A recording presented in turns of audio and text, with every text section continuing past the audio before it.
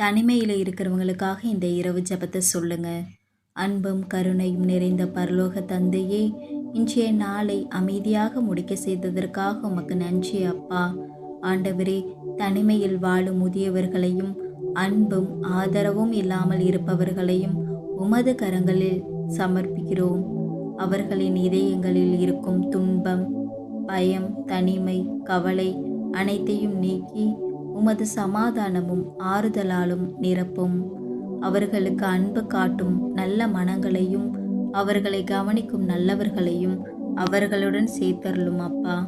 ஆதரவற்றோருக்கு பாதுகாப்பான இடத்தையும் நல்ல எதிர்காலத்தையும் அருளும். இன்றிரவு அவர்களுக்கும் எங்களுக்கும் நிம்மதியான தூக்கத்தை ஆசிர்வதித்து பாதுகாத்தருளும். ஆமேன். இயேசுவுக்கே புகழ், இயேசுவுக்கே நன்றி. மரியே வாழ்க.